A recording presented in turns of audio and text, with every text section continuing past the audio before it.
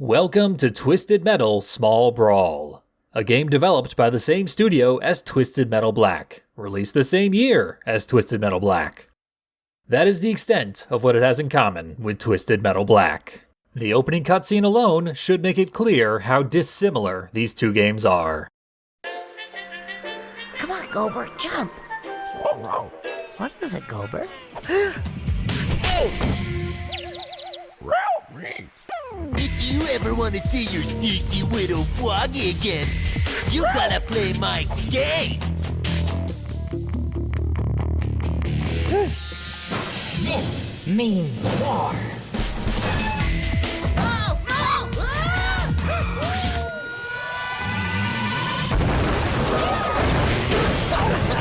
Take that, man! I'm gonna get you!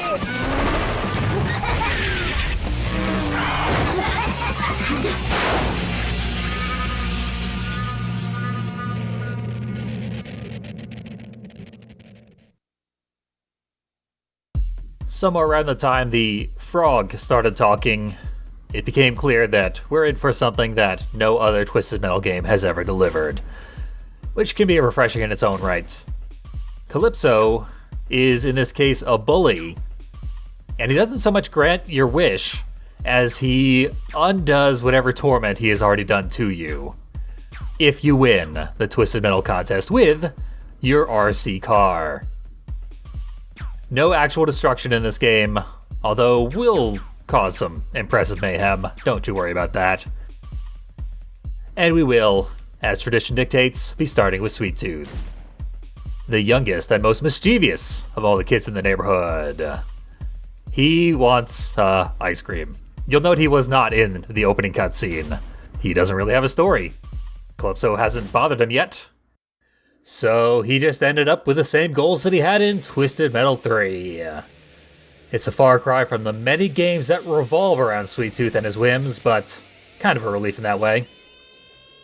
Here we have a bucket called the Big Dumper, one of many very subtle missable jokes that are either very strange, obscure references, or much raunchier than they ought to be for a game intended for children. I think that might have been what got this game bumped up to a T rating, which is the same rating as all the preceding Twisted Metal games, save Black, which did come out 5 months before this game, and really put a certain expectation about what the series had in store for future games into the mind of players, which this game clearly does not fulfill. I'm just guessing that they were probably going for an E rating with this thing, since it was clearly designed with preteens in mind. But maybe they knew that parents don't care about any rating so long as it's not M for mature, and kids like to feel like they're getting away with something, so getting that T rating may have all been part of their dastardly plan. Now, while we may not have seen Sweet Tooth in the opening cutscene, we did see this level, Playground Panic. Common sense if you're going to make a game featuring RC cars and starring children, that you would set a level in a playground. Most of the ground, including the ground we're driving out right now, is made of sand. You definitely wouldn't want to drive an RC car through sand if you wanted to keep that car. You just get gummed up wheels that might never spin again. Fortunately, our cars are made of sterner stuff. They're far from impervious though. We've already blown up Spectre and taken quite a bit of damage in the process. And there is a floating 9-volt battery in front of us, indicated on the minimap with a flashing plus sign to help us locate it more easily. Locating it is not the problem. It's floating in the air, well out of reach. If only we had a way to manipulate these seesaws, we could get it. And of course we do. Whatever batteries are already in our car weigh about as much as the average human child, allowing us to shift the weight on the seesaw and get our battery back to full health. And we also have some AAA batteries for turbo. Collecting one only refills a small portion of our overall turbo gauge. So, even though we just refilled it, we're still gonna have to go sparingly. Use it for putting out fires and escaping major threats. Also, while we can observe that our vehicles are clearly very heavy, so heavy that they can change the environment, they feel extremely floaty. Anytime I catch any air, I just drift lazily back to the ground. And even when I do have all 4 wheels firmly planted on the ground, that floatiness seems to persist. Anytime I make a turn, my vehicle keeps drifting in that direction until I try to yank it back the other way, or it eventually comes to a complete stop. This is by far the floatiest game in the series, and it takes a lot of getting used to. Even when you get really, really used to it, it is extremely difficult to aim. To compensate, many of the projectiles are gigantic and move very, very quickly. So power missiles are pretty easy to land, even considering how hard it is to aim. And they're very powerful. Further compensations include the fact that homing attacks are, very, very precise. They go right for your target. And anything with a lobbing effect, like our napalms, will lob towards the enemy. They will cut their arc short, so as to land on top of an enemy. So you don't have to be a precise distance away, the way you do in Twisted Metal 2 and Black and most other games in the series. Before we wrap this level up, as we are very close to doing, let's take a look around for details like the sad, lonely kid on the merry-go-round, and the swings off in the distance with something in the middle one, which we can blast, and find Axel, a new playable vehicle, and our first of many secrets we'll be uncovering throughout the course of the game. We also have this duck on a spring, which is full of batteries, but you do have to shoot it with an actual weapon. Machine guns will not cut it. And just to state for posterity, Sweet Tooth Special is a bar of ice cream that slides across the ground very slowly. It's almost identical to the ricochet attack, except if it hits an enemy, it just bounces off of them and continues to bounce around, so it can hit multiple enemies. We didn't see much of it here, but the AI loves to spam it, so we'll be seeing it plenty throughout the rest of the run. And that is one very easy introductory level completed. Let's celebrate by watching Sweet Tooth's ending. Oh man, you could have had anything you wanted. And all you could think of is a little ice cream? Let me down!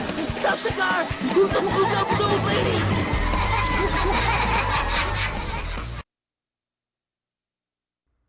That's more like it. Sweet Tooth didn't specify how much ice cream he wanted, just some. Turns out he wanted the whole damn car, which he used to go on his first actual rampage, giving him a taste for real-world violence, which could be seen as an origin story for the Sweet Tooth we know and love. This game's place in the overall series canon is going to become extremely complicated. Tune into the next video to see what I mean. But for now, stick around as we play through our new vehicle, Axel, in endurance mode for a little while. This game features 11 unique levels, and 11 starting characters, each of which has an ending cutscene. So, every video we will go through a different storyline, while playing through a different level. However, these bonus characters do not have their own ending cutscenes. Although that is complicated by Axel here, who is meant to have an ending cutscene, but we'll talk a lot more about that later on. Right now I want to look at this little box of what would appear to be crayons on the ground. However, it says wax, and then it has an on-off switch next to it. For a little Karate Kid humor that no one expected. Another one of those obscure references that is super easy to miss. Don't even know why it's in the game. Probably wouldn't even have displayed properly on your SD TV screens back in 2001. Anyway, there are a great many reasons I want to revisit this level, mainly to show off Axel, but also, we didn't destroy nearly enough of this playground the first time through. Kinda blew by very quickly, as most of the levels in this game will. About half the videos in this Let's Play are going to be very short, and the other half will have fancy bonus content like this. So as we're facing enemies one-on-one, trying to get as many kills as we can, we will have numerous opportunities to break away and try and break something we see out in the environment. because rest assured, if it is in this level, it is probably destructible. This is one of the most interactable levels in Twisted Metal history. And overall, Twisted Metal Small Brawl is far more interactable than any other of the PS1 games in the series. It's pretty impressive, actually. Here's Axel's special, which is pretty hard to parse from looks alone. What's happening is he fires one lead missile, I'll call it. And once that lead missile explodes, the vehicle then spins around wildly, firing missiles in every direction. Now, if the lead missile hit a vehicle while it was flying, the other missiles that it fires will all be homing, and will target that specific vehicle that was hit by the lead. But if the lead does not hit anybody, then the ensuing missiles will have no homing whatsoever, and they'll just be sprayed all over the place in a wasteful but visually impressive fireworks display. The game manual describes almost all the weapons in this game as fireworks, because that's how kids break their toys. And this game's Calypso is copyright infringingly close to being Sid from Toy Story. Once this tire is doused in napalm, it burns forever, until we complete the level, which threatens to be one of those repeatable acts that parents often tried to have censored out of kids' media in the 90s. This game seems to have gotten away with it. The napalm pickup itself is a severed doll's head on fire, so we'll keep an eye out for that because it's actually pretty creepy. And there's the Roman candle, the only new weapon introduced in this game. We saw it when we were defeating Shadow at the end of Sweet Tooth's run, and we'll see it plenty more. We can continue to attack the swings, which is where we found Axel, and one of them will occasionally spawn a pickup. But it's not always on the same swing, and the pickup does change periodically, adding a little bit of an RNG factor to it. There goes another target. More power missiles should make short work of the next one, and, of course, more batteries. Anytime you kill an enemy, you can stop by, hit the duck for a little health refill, which makes this the best level on which to do endurance mode challenges. Because you need to endure for an incredibly long period of time against equally matched opponents. This level has the most available health pickups of any in the game, courtesy of that duck pinata. You just gotta wait about 30 seconds between attacks in order to get it to pay out. Here's another RNG factor, the mystery pickup, which can give you any item in the game when you grab it. It might have been inspired by the skill-based pickup from Twisted Metal Black, which gives you one of 3 random attacks when you grab it. And it's weird that the first time they explored that idea was the year 2001, and then they never explored it again in any of the future games. All the other games, you know exactly what you're getting when you touch a pickup. If I knew it was good for me, then the last thing I would be asking for would be more randomness in Twisted Metal, but I do like mystery pickups. Kinda wish they would bring them back. At this point, I think we know the basics, though. We are halfway towards some goal. Let's dig into some minutia, like the music. This game's soundtrack was composed by Mike Reagan. He's an extremely accomplished video game composer who would go on from here to do the soundtracks for every God of War game up to and including God of War 3. And he also did the soundtrack for Rise of the Kasai, the competing third-person action-adventure game by the developer of the non-canon Twisted Metal games. So he bridges that gap. He also did the soundtrack for Twisted Metal Black, which is probably where they found him. Very, very different tones between the games, and I think he absolutely nailed both of them. Black has a fantastic soundtrack, which sets a very creepy mood for that game. This game, I think, has the single best soundtrack in Twisted Metal history. And I don't say that lightly. I think all the Twisted Metal games have fantastic soundtracks. What makes this one so great is Mike Regan did not write the songs. These are all remixes of songs from Twisted Metal 1 and 2, pretty much exclusively. There is some original material on here, but for the most part, he took the compositions from those earlier games and recorded them much more cleanly, with much better production. And a couple of extra flourishes, guitar solos thrown in. This is a variant of the LA theme from Twisted Metal 2, and it sounds beautiful. He added a very nice echo effect to the guitars, and it comes across really, really great. It's one of many fantastic tracks that we're going to be enjoying throughout this playthrough, and I will be gushing extensively because I really like the way that they are tributes to those classic soundtracks, which I always loved and felt were underserved by weird production choices and bad mixing. The soundtrack of Small Brawl is probably my favorite thing about the entire game, because unfortunately, I don't really enjoy playing this game. Talked about how floaty it all is, and the inability to aim really gets to be a serious problem.